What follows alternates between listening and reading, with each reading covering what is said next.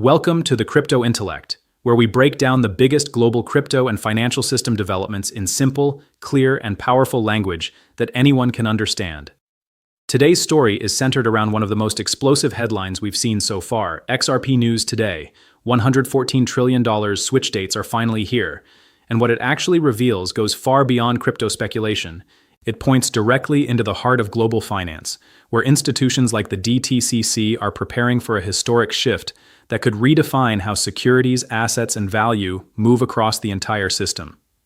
In this video, we are going to walk through the confirmed July 13th timeline, the legal clearance from the SEC, the role of Ripple in high-level institutional discussions, and why the next phase of tokenization is now moving from theory into live execution. What you are hearing today is not hype or rumor, but a structured sequence of developments that has been building quietly over years. And now, all of it is converging into one critical moment that the entire financial industry is watching closely as real assets prepare to move onto blockchain infrastructure for the very first time in history.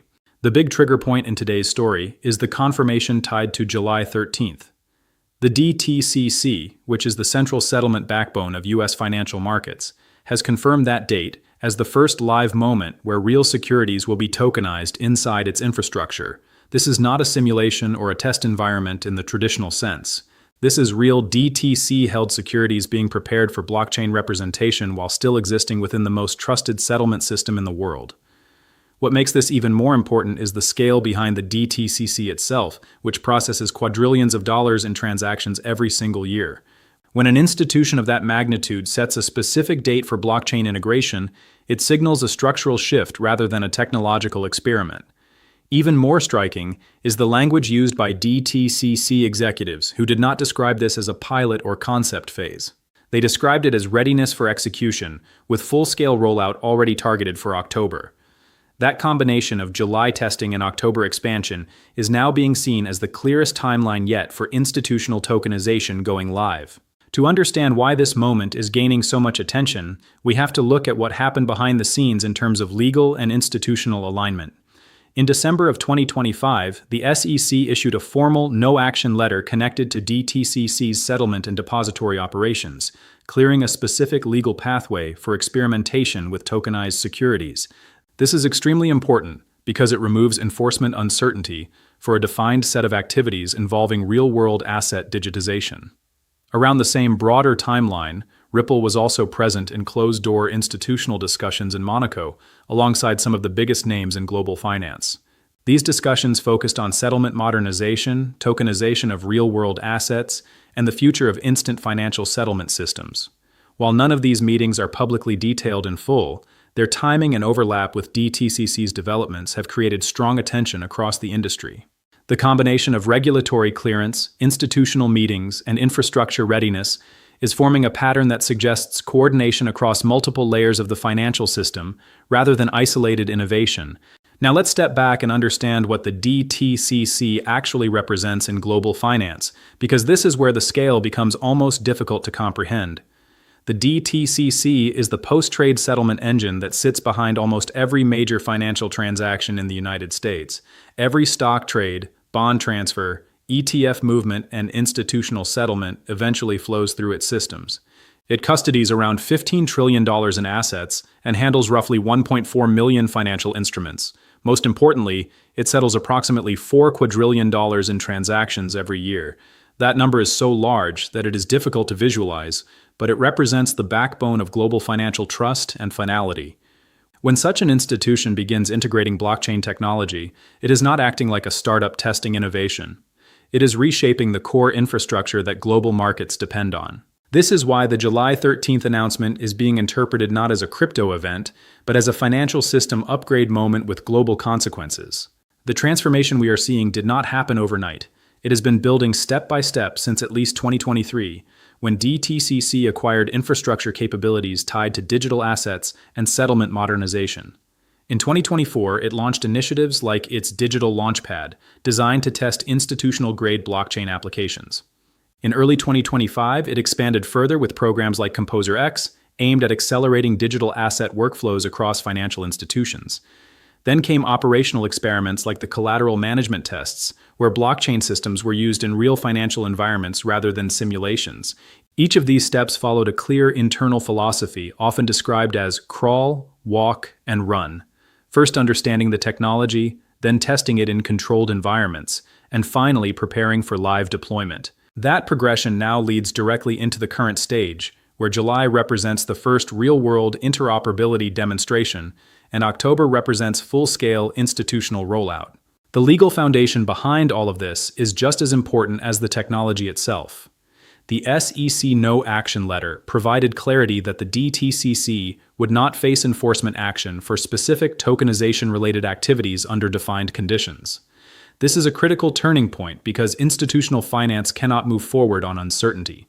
With that clearance in place, DTCC gained the ability to proceed with live asset experimentation on blockchain infrastructure while still operating within regulatory boundaries. This legal clarity effectively unlocked the final barrier between traditional settlement systems and tokenized infrastructure. It also explains why the timeline suddenly accelerated into 2026, with confirmed working groups, partnerships, and live event scheduling all aligning in a compressed window of execution.